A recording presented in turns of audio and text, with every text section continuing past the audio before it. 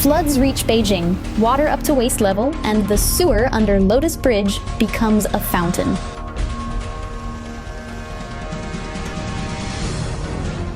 The mainland's snack king sees profit plunge by 89%. Stock price falls below issue price.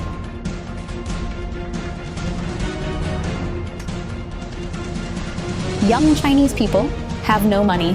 Consumption plummets on Chinese Valentine's Day.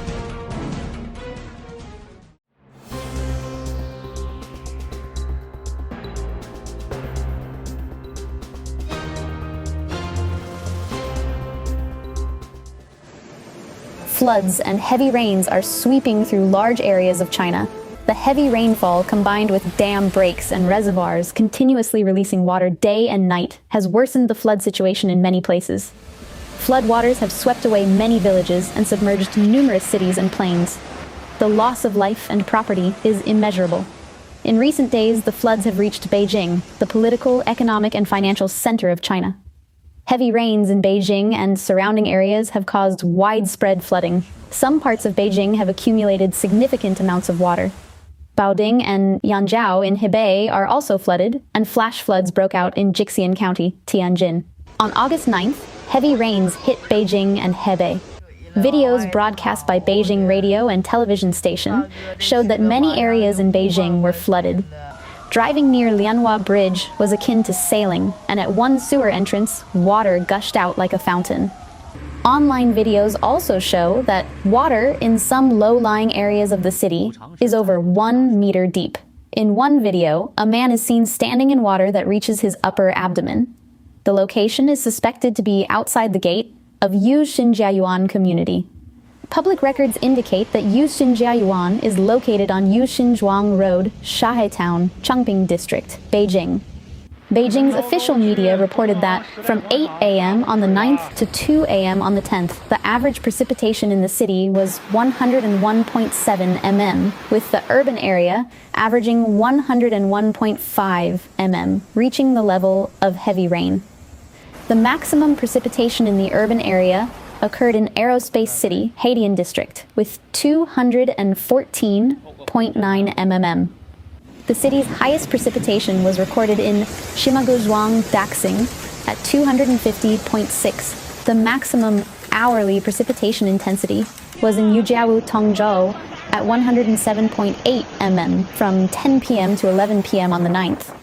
In addition to Beijing, videos show that Baoding City, Hebei Province, and Yanjiao, Hebei Province, close to Beijing, were also flooded due to heavy rain. Furthermore, on August 10th, Xi'an County, Tianjin, experienced heavy rain for 2 consecutive days, resulting in flash floods. After the flash floods passed through some villages and towns, the ground was covered in silt. Large trees were knocked down, vehicles were washed away, and some even fell into ditches. The mainland's snack king sees profit plunge by 89%. Stock price falls below issue price. The Chinese economy is in serious recession, with consumption plummeting. People have run out of money to spend and are saving every penny for essential living expenses. The consumer goods, restaurant, and entertainment sectors are witnessing a sharp decline in revenue and profits. This is an irreversible trend, and the case of the snack king Bestore is a typical example. Bestore, known as the snack king in China, saw its net profit fall by 88.91% in the first half of this year. Despite continuously improving its business strategy, Bestore has not achieved the desired results in the face of an ever-evolving market. According to the unaudited performance forecast for the first half of 2024 released by Bestore, the company's net profit in the first half of the year was between 21 million yuan and 30 million yuan. This is 159.31 million yuan to 168.31 million yuan less than the same period last year, marking a year-on-year decrease of 84.15% to 88.91%. Bestore's performance has been disappointing since 2022. Although the company made a significant price cut in December 2023, its performance has not improved. From 2020 to 2022, Bestore faced the dilemma of increasing revenue but declining profit. During this period, Bestore's revenue increased from 7.894 billion yuan to 9.490 billion yuan, but net profit attributable to the parent company decreased from 344 million yuan to 335 million yuan. In 2023, Bestore's revenue began to decline, and the semi-annual performance forecast released this year indicates that its net profit attributable to shareholders of listed companies may decrease by more than 80%. Amid this backdrop, Bestore has begun to suffer capital reduction. At the end of 2023, when Bestore announced a price cut, its stock price was 21.32 yuan per share. This was a significant drop from its peak of 86.52 yuan per share in July 2020, with its market value evaporating by 26 billion yuan. As of August 5th, Bestore's stock price had fallen to just 11.02 yuan per share, with a market value of 4.419 billion yuan, dropping below the issue price of 11.90 yuan per share. In response, one Tencent netizen remarked, "It's mainly because I don't have money to spend." Another netizen, B, commented, "It's too expensive to buy." Speechless added, "I've forgotten how long it's been since I bought snacks. I don't even think about it when I see them. In this world, we need to save every penny." Netizen, "Don't think about the past, don't fear the future," said, "It's getting harder and harder to make money, so we can only save." Netizen Dongdong asked, "Why is the performance so bad after listing, but it was soaring before?" Young Chinese people have no money, consumption plummets on Chinese Valentine's Day. The 7th day of the 7th month of the Chinese lunar calendar is the Qi festival, also known as Chinese Valentine's Day. Today, August 10th, the topic, Chinese Valentine's Day consumption plummets, do young people have to pay a love tax, has been trending, sparking heated discussions. Many people responded, "The economic situation is bad, the unemployment rate is high, and money is hard to come by. How can there be spare money for romance?" Every Chinese Valentine's Day, flowers, movies, travel, gifts, hotels, 99 roses, 999 roses, have become rituals for young couples. However, with the recession of China's economy, the romance of Chinese Valentine's Day is no longer a priority for young people. The plummeting consumption on this day shows that young people are unwilling to spend on it. On social platforms, many flower shop owners are puzzled. What's going on? Why is no one sending flowers on Chinese Valentine's Day anymore? It's not just Chinese Valentine's Day. Many industries related to love and marriage are also facing a difficult period. Diamond imports fell by 29.55% year-on-year, and by 39.6% compared to 2021, almost returning to 2017 levels. On August 2nd this year, the Ministry of Civil Affairs of the Chinese Communist Party released data showing that 3.43 million couples registered for marriage nationwide in the first half of 2024. This is 498,000 fewer than last year, setting a new low in recent years. Since 2014, the marriage rate has entered a declining decade. Data from the first half of this year show that men and women of marriageable age no longer want to get married. Reports indicate that because young people are not giving wedding gifts, the candy industry has lost a significant portion of its market. Since young people are not holding wedding banquets, the liquor industry has also taken a hit, with sales dropping by half. The decline in the romantic economy during the Qi festival is just a small part of this broader trend. Against the backdrop of economic downturn, the topic, Gixi consumption plummets, do young people not pay a love tax, was trending on the Qi festival, resonating with many. Some people said, "Things are different now. The current economic situation is bad. You still need money to celebrate holidays. With consumption so high now, you just can't afford expensive things." To put it bluntly, the economy is bad.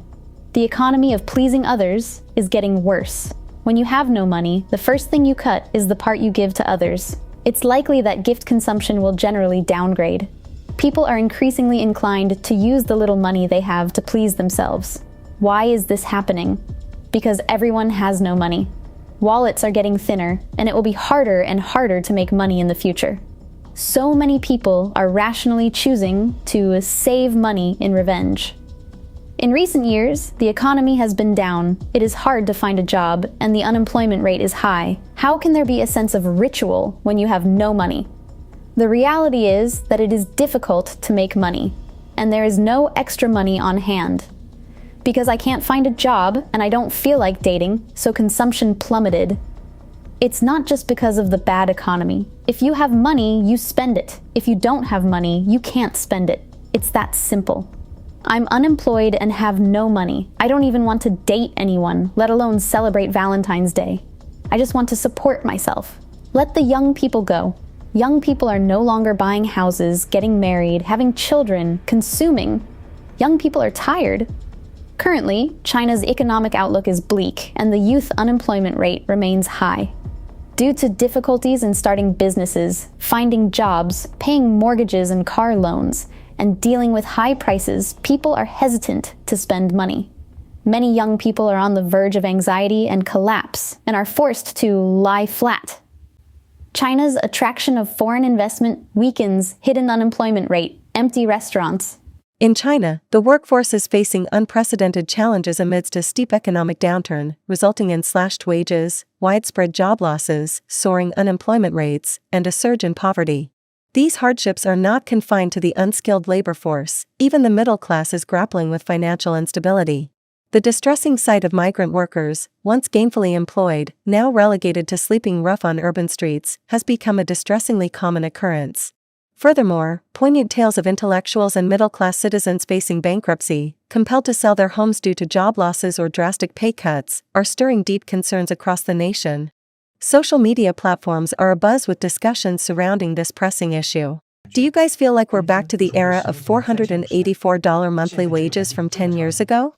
In third-tier small cities, the average salary is just over $400, with many not even reaching that amount. Some jobs don't even offer the basic 5 social insurance and 1 housing fund benefits. Despite searching the entire city, they couldn't find many jobs that provide these benefits. The current job market has specific preferences and restrictions. They avoid candidates with low qualifications, no experience for fresh graduates, or individuals over 30.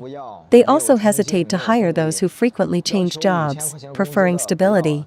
Local candidates with drive are preferred, but they are wary of those demanding high salaries, whether it's $5,000 or $10,000. Marital status also plays a role, with concerns about wedding or maternity leaves. The reluctance to hire individuals over 35 stems from the perception of lower energy levels and increased family responsibilities. Ultimately, many jobs require basic skills, leading to a preference for hiring younger candidates who can be paid less. Gucci faces headwinds in Chinese market. Where does the luxury industry go from here? As China's economy faces challenges and consumers tighten their belts, concerns about slowed growth in the Chinese market are rising among luxury brands. Last week, iconic fashion luxury brand Gucci encountered headwinds in China, prompting further considerations for luxury businesses about their future direction. These business insights indicate that the expected surge in consumption from wealthy individuals in China following the end of the Chinese Communist Party's zero-tolerance policy has not materialized. Rising unemployment rates and a sluggish real estate market have dampened consumer confidence, while deflationary pressures have intensified concerns about growth in the Chinese consumer market, ultimately forcing luxury brands, including Kering SA, to reconsider how they conduct business in China. The bar for attracting Chinese consumers has also been raised, with some consumers disapproving of Gucci's new designs. A source familiar with the matter, who requested anonymity due to discussing sensitive issues, told Bloomberg that Gucci's online sales in China have significantly declined in recent months, including sales on its official website and the Tmall e-commerce platform. Tonight, I don't know what's going on, but business is slow, and there's nobody around. I just went out for a stroll, checked out some other shops, but they were all empty too. Then I looked at Meituan, and every nearby place was offering group discounts, except for mine. Managed to do a few orders in the afternoon, relying on lunchtime business. Where did everyone go? Maybe I should offer group discounts too? Just went out for another walk, and guess what? Ruixing has closed so early. Where have all the people of this bustling Shanghai gone? The restaurant market environment in Shanghai feels like it couldn't get any worse. How's your place holding up? Regardless of severity, China's economic slowdown is impacting brands beyond Gucci. A knowledgeable source informed Bloomberg that while top luxury brands like Rolex, Hermes, Chanel, and Louis Vuitton saw double-digit growth in popular destinations for Chinese shoppers such as Hong Kong in 2023, their sales began to slow down as early as October last year, with prices of second-hand luxury watches dropping by 40% compared to the same period last year. Back in the New Century Shopping Plaza, there used to be so many people. It was bustling and crowded. But now, it's desolate. In addition to disappointing results in the Chinese market, luxury brands, led by Erwin Ramborg, a luxury goods analyst at HSBC Bank, stated in a report on Friday that the demand situation in China proves to be quite challenging. They further wrote that there is also a disappointing downturn in Hong Kong, Macau, and Singapore, as Chinese tourists, though numerous, seem to spend less. Some brands may be forced to find ways to reduce their reliance on China. A report by consulting firm Bain & Company predicts that the growth of luxury goods sales in China will slow to single digits this year, compared to a growth of 12% in 2023. Bruno Lons, co-author of the Bain report, said that during uncertain times, Chinese consumers tend to prefer luxury goods that are easier to retain value. He said this is why brands owning such products outperform those launching seasonal brands. It's hard to believe unless you see it with your own eyes. Suzhou, once known for being bustling with economic strength and considered a paradise for laborers, is not as vibrant as it used to be. Despite its previous reputation, the number of people coming to Suzhou for work has decreased significantly in recent years. The streets are eerily quiet, with few people out and about, even for shopping. Normally, at this time of year, there would be crowds of people everywhere, dragging their luggage around. The area around job agencies used to be packed, but now there are more people looking to hire than those seeking jobs. The loss of migrant workers is severe, and the physical retail sector has taken a nosedive. It's really tough to deal with. What does the hot pot tourism reflect? The rise of hot pot tourism in Tianshui reflects the challenges faced by China's economy, particularly subdued consumption. Encouraging consumer spending, especially amid high unemployment rates, has long been a challenge for the authorities. The trend was ignited by online videos in early February, such as Tianshui Streetside Gansu Spicy Hot Pot, which gained significant traction. However, similar to the previous popularity of Zibo barbecue, which led to individuals borrowing money to start their own businesses, the hot pot trend may face a similar fate, with a decline in tourists and closures of establishments after a short-lived period of success. Even as a small restaurant owner, I can sense that there's an issue with consumer spending in the market. People are reluctant to spend money. I don't know where everyone has gone in the past couple of years. 3 sales reps came by early this morning to show me some liquor for my restaurant. I told them that as a small eatery, I don't need much. They should go to the supermarkets instead. One of them said the supermarkets were out of stock, so they had to come to me. Even the supermarket shelves are empty, and things aren't moving. I suggested they reduce their trips and come to our town instead. They said that if they don't meet their targets, their basic salary will be in jeopardy. It's tough to deal with them. I explained to them that my restaurant sells fewer items, unlike supermarkets. Also, I've been struggling to make sales lately. Not just them, even I feel like I'm spending less. People are avoiding unnecessary expenses and saving whatever they can. The harder it is to earn money, the more cautious they become about spending it. Before, I never used to shop on Pinduoduo, but now I find it quite convenient. Previously, my partner would drive to buy groceries, but now I insist they use an electric bike. We used to spend over 1,000 yuan on clothes during seasonal changes, but now anything over 500 feels extravagant.